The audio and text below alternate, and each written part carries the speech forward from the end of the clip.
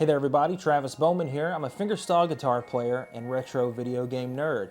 We've got a brand new Dreamcast controller for the first time in quite a while, and this one's really special because it's designed to be used as a 6-button controller, mainly for fighting games, but I think you'll find that it's a lot more than that. It's a 6-button fighting style gamepad with some really cool micro switchy style buttons. It's compatible with your Sega Dreamcast, the Nintendo Switch, or your PC.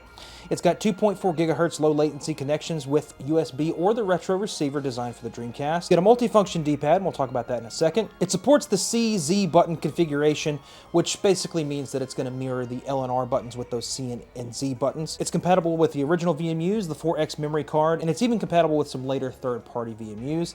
And it's got some motors built in for your rumble. So here we are. Here's the D6, which of course stands for Dreamcast 6-button controller.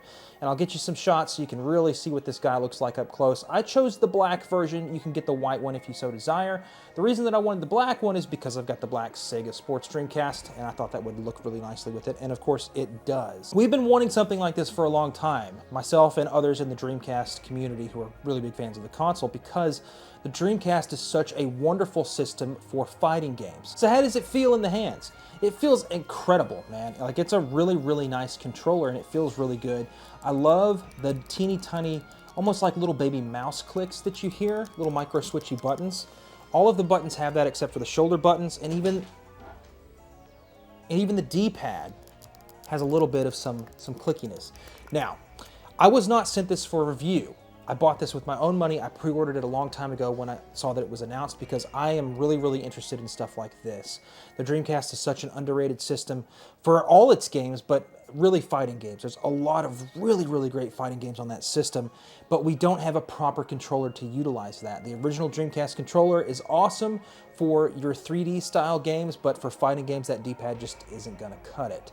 So before we had this, we were lucky enough to get this controller from RetroFighters as well, which, you know, this controller's not bad. It's really not bad, but the D-pad leaves a lot to be desired for stuff like this. So I think this D6 is their answer to that controller. We should really talk about where this came from. This design is not anything new.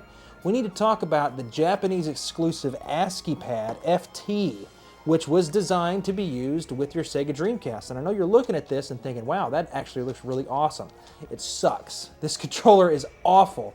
It's fetching a lot of money these days, upwards of $100, depending on which color or, you know, which version that you want. This controller looks awesome, and I know it's tempting. I know it's tempting to get this, but it's the D-pad, my friend. The D-pad will make or break a controller, in my opinion, and this one is abysmal.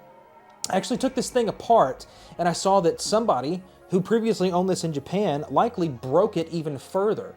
This D-pad is a just jumbled mess that's very uneven, and it's just not a good design at all. You can press that D-pad down right there in the center, and it's very, very bad for fighting games because it's just not accurate at all. You never know if you're actually doing the input that you really want, which really sucks. Anytime I'm gonna review a controller, I try to stay away from other people's reviews on YouTube because I want these opinions to completely be my own.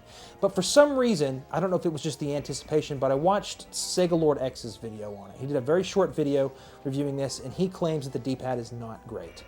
And he's having trouble doing his, you know, inputs on fighting games like Street Fighter Alpha 3, and that's one of my favorite fighting games on the Dreamcast too. So I was really disappointed to hear that he wasn't the biggest fan of this because he was having trouble with his inputs not working. And I trust his opinions for the most part. You know, he's been doing this for a long time. He's very well respected in the community, and he's a big fan of fighting games. So I knew that this was something that he would review at some point or another.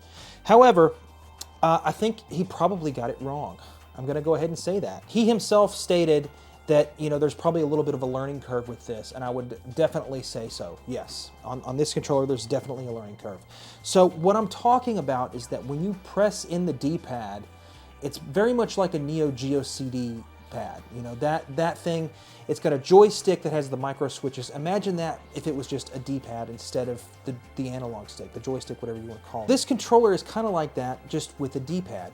So it takes a little bit of getting used to because, you know, we're used to D-pads having a little bit of a travel distance before we hit that right input or that left input.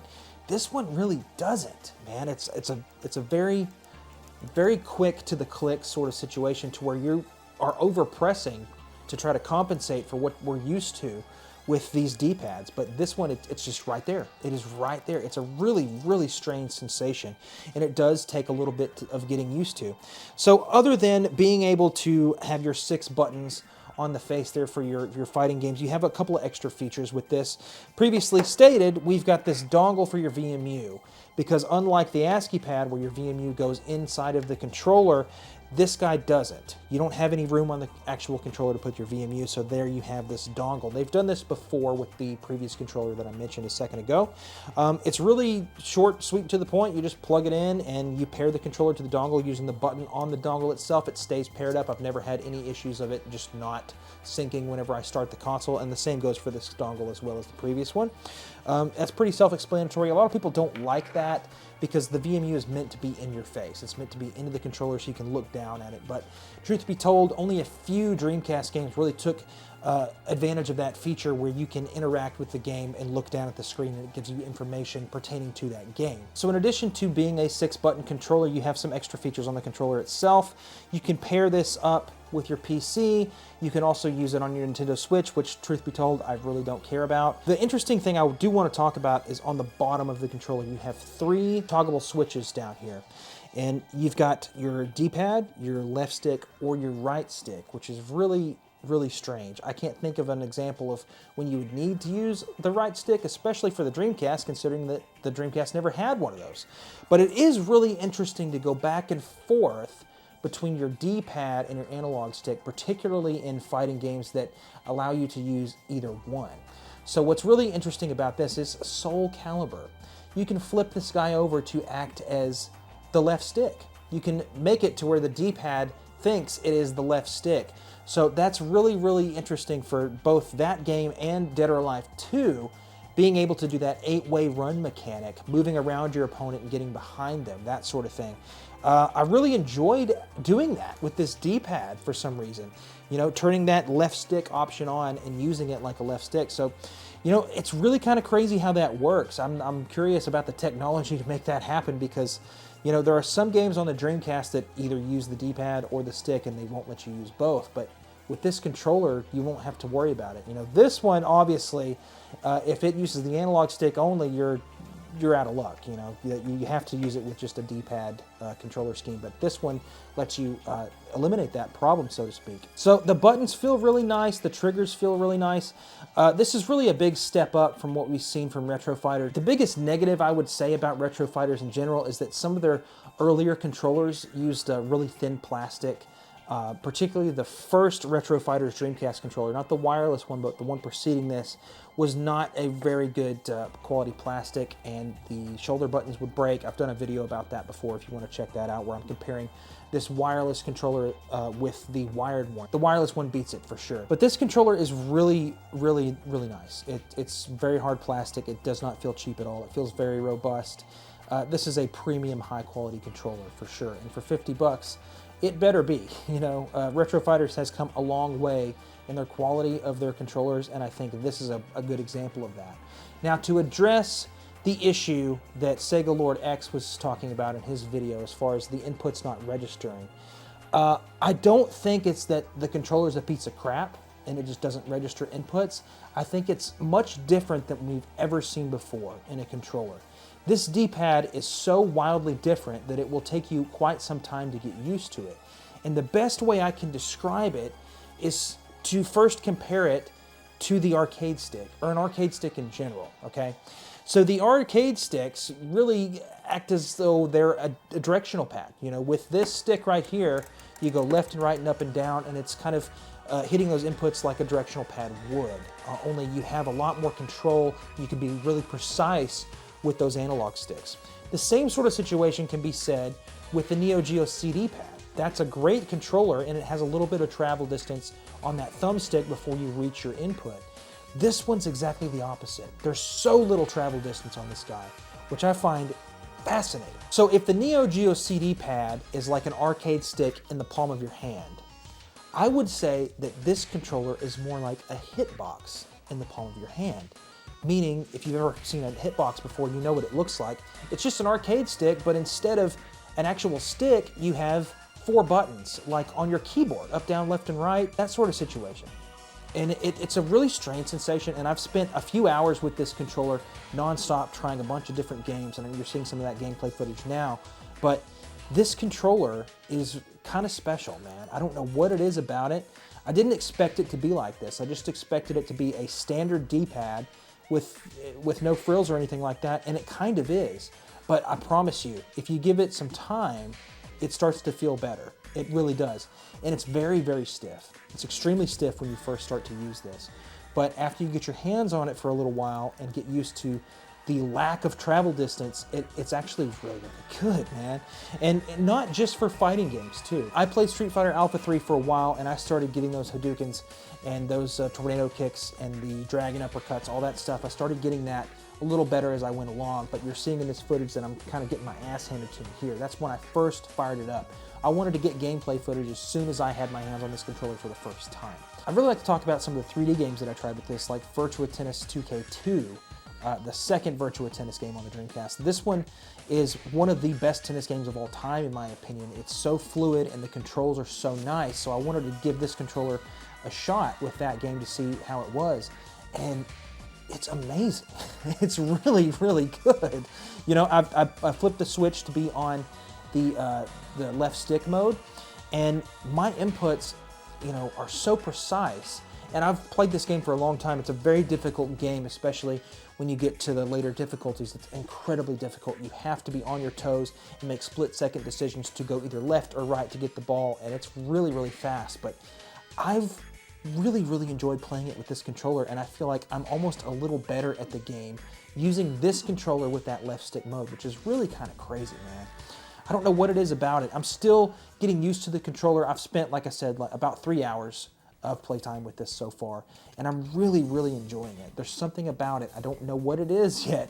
It's probably just the D-pad, you know, this micro switchy D-pad going left and right and up and down. It's really, really easy to use, but that very short travel distance will take you some getting used to. And I feel like, you know, when you hit the ball in one of those tennis games, you have to get into position, then hold A to get ready to strike the ball, and then you use the directional pad or the analog stick to tell the ball which direction you want it to go. And when I was doing that, I felt like I was like pressing extremely hard into this D-pad to get it to go right or get it to go left, you know, and it's like I didn't need to do that because of the travel distance being so short. It's really weird. It's really, really weird. The best thing I can say about this controller as far as is it going to be worth it or is it any good, it's going to be by a person-by-person basis. It just depends. You know, don't be that guy that tries it out for, you know, 2 minutes and, oh, I can't do my Hadoukens on the Street Fighter or whatever, and just send it back or anything like that. You're going to have to give it a chance. And like I said, I've been playing with this controller for 3 hours, about 3 hours. I have noticed that it's gotten a little bit looser, just a hair, not by much. But it does feel really, really tight and responsive in a way.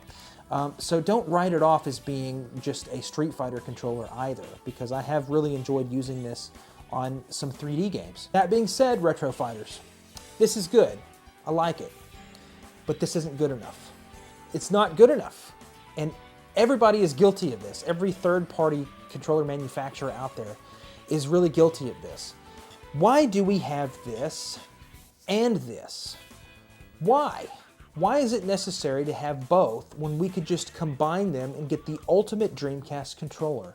A lot of people really, really dog on the Dreamcast for only having one analog stick and the lack of some camera controls with a secondary analog stick. And some of those people might be right. On the other hand, the games that were designed to be used with the original Dreamcast controller are fan-freaking-tastic, man. They're seamless. I can't think of many Dreamcast games that have really terrible camera controls. You know, I mean, some of them are okay. Some of them use the shoulder buttons, and some of the games has the camera kind of, you know, automatically switch a viewing angle depending on what you're doing. But it's really unnecessarily ridiculous to criticize the Dreamcast for only having one analog stick, because for the games that they had, they work great with that analog stick. This is fantastic. I like the analog stick on this controller. I've done a separate review on it, like I said before. But look at all that room right there. There's so much room for another set of buttons. Why couldn't they have just done that? I don't know. We deserve a controller that's capable of doing both on the Sega Dreamcast. The wonderful 3D games that we got on the Sega Dreamcast, as well as all the really great ports of fighting games that really deserve a 6-button layout. That is such a Sega staple. And I, to this day, have no idea why they did not continue to do that when the Dreamcast was relevant. When they launched the Dreamcast, why did they give us a controller without a proper 6-button layout? That is such an iconic Sega thing. I'm glad to have it in this controller, but it's not good enough. It's not. We deserve better than this. This is a great controller too. That's the craziest thing. It's a great controller, but we deserve an analog stick to go with it. Why can't we have something like that? I don't care how it's done. I just want it to be done right. I think I'm not alone in this, and I hope you guys will back me up in the comment section below. We really need a one-and-done solution for the Sega Dreamcast. You know, I would never play a fighting game, a 2D fighting game with this controller. I'm sorry, but I cannot stand, even with the shoulder buttons, it's no replacement. I was never a Super Nintendo guy. I was always a Sega Genesis guy. We need to keep it in the family, keep it with a 6-button controller. This is a great controller, and I would really reckon that you should give it a try before writing it off and listening to people talk bad about it, because it's different. I didn't expect it to be like this either, and I was kind of thrown off by it when I first tried it with a couple of 2D fighting games, but once I broadened my horizons a little bit and tried it with a bunch of different games, I would really like to continue playing this controller with the Sega Dreamcast, and I'm definitely going to. It's a nice wireless solution. It's much better than this ASCII pad piece of crap, and it's a lot more convenient than having to bust out the arcade stick and deal with this controller cable going across the room, worrying about my cats trying to eat it, you know, that sort of thing. A wireless solution for your fighting games and then some. That's what this controller is good for. So I'd love to know what you guys think about it. Let me know in the comment section below. Are you thinking about picking this controller up? And if so, let me know what you think about it once you get it. I'm really curious to start a discussion in the comment section below. We need to talk about this controller and get it out there and show it to a lot of people, because it's pretty darn good. And like I said, I've received stuff for free from RetroFighters before for review purposes, and that's great, and I really appreciate those guys, but I pre-ordered this guy because this is the kind of stuff that I want to get behind. I want to support this stuff, but it's not good enough. Where is my analog stick to go with this? It's so easy. It's so easy. Just make the controller a little bit bigger and put an analog stick on there. Why is this taking so long? You know, Retrobit was supposed to do something like this. We have yet to hear anything in the last couple years or so. We deserve this. The Dreamcast community needs to rise up and demand this stuff. It's supply and demand. If they can make stuff like this and make stuff like this, there's no reason that they can't slap them together. I'm really curious to know what you guys think about that too.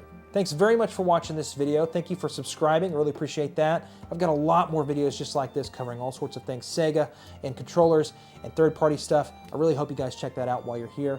Thank you so much for watching, and I'll catch you guys in the next video. Bye-bye.